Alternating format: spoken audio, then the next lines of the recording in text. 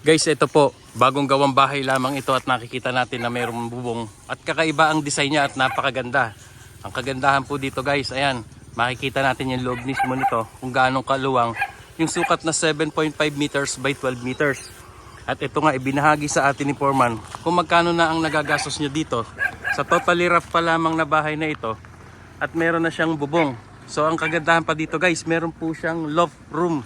Papakita po natin yung loft area na setup na pwede nyo rin gayahin. Ayan, oh. Meron po siyang insulation, tapos nakasapin pa ng screen. Ayan, oh. Meron pang garahe. So bali yung sukat po nito 7.5 by 12 meters. Ayan po.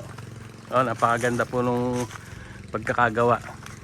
Ayan, kanilang trusses, ginamitan po niya ng mga angle bar. Tapos ito, garahe po ito. Ayan, nakita nyo yung mga design sa gilid. So ito po, pasok po tayo sa loob. Makikita po natin.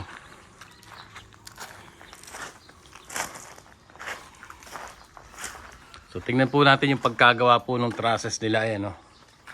Ayan, angle bar po yan. Talagang matatag. Magaling pong pagkagawa. Ito yung sala. Ayan.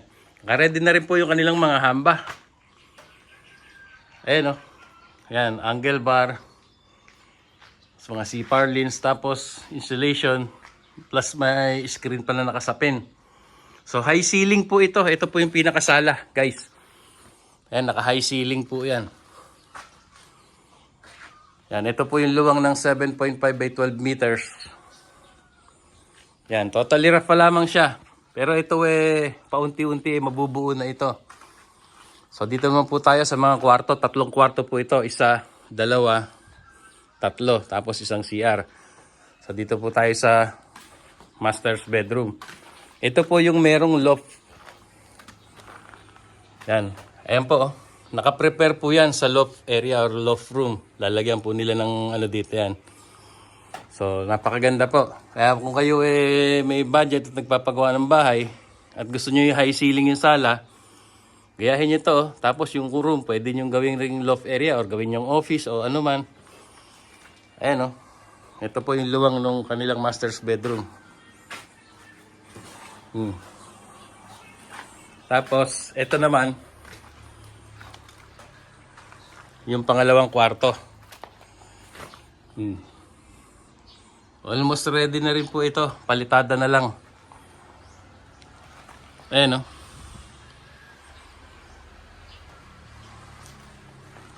Ito yung sala. Ito yung kusina, area ng kusina nila. Ayan, lalagyan po ng lababo yan. Kasi ito yung dining area. Ayun yung sala. Maganda na, high ceiling. Pag nasa pa ng magandang kortidero. Ito po yung CR. Ayan.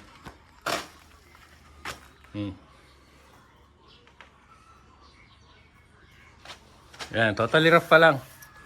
Kagandahan dito guys, last year, ito inuna muna yung structural. Yan, hanggang biga. Yan, tapos nito lang mga nakaraan, tinuloy nila at nilagyan na ng bubong. Napakaganda ng setup. Tapos ito po yung pangatlong kwarto.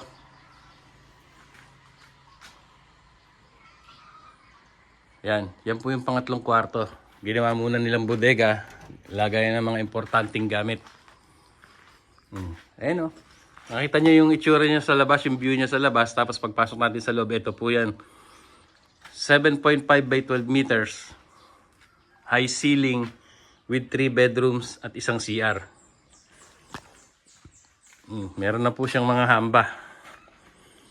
Yan. So sa ngayon mayroon kasing ginagawa sila Foreman, kaya i-stop muna ito. Pero ito itutuloy po ito.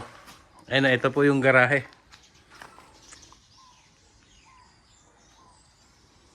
Ayan, oh. Tingnan niyo yung pagkagawa ng bubong, talagang matatag yung trusses niya, oh. Ang galing ng pagkagawa ni Foreman dito, talagang. Tapos spandrel na lang sa labas, palitada, flooring. Medyo marami pa rin gastos to. Sa mga bakal po nagtatanong, ito po, oh.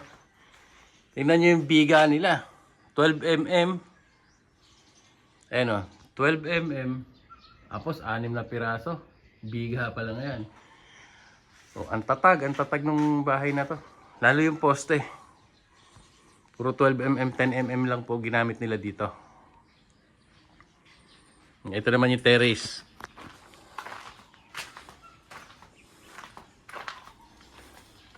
Ito, meron silang terrace dito. Ayan, ganda.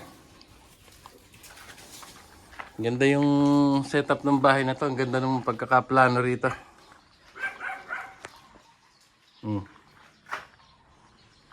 Ganda ng pagkakaplano.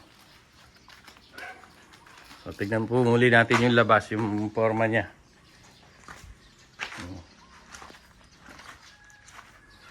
Ayan o. Ayan o. Napakaganda po. Ayan o, dito sa side view ito ha. O, imagine niyo pagka yan ay nabuo na. Pinturado na, may mga design, wall lamps, lahat. Napakaganda po niyan. Tapos ito po yung pinaka front niya. Ngayon pa lang ako nakakita ng ganitong design. Sa dami ko na pong binlag na bahay. Ganda.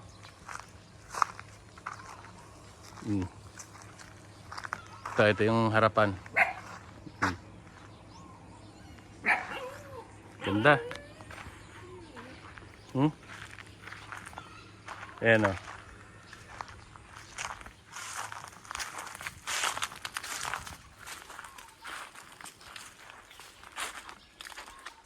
Ayan. Bali ang lokasyon po namin, Barangay Telepacio, San Ildefonso, Bulacan.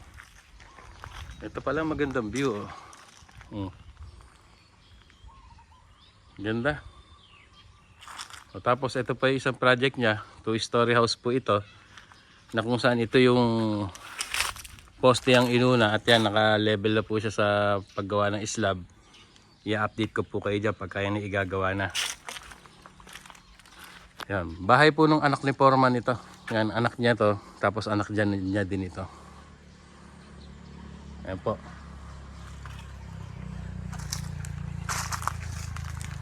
Ganda.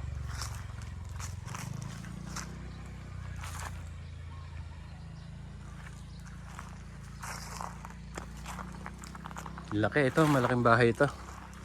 7.5 by 12 meters, 3 bedrooms plus 1 loft room and 1 CR.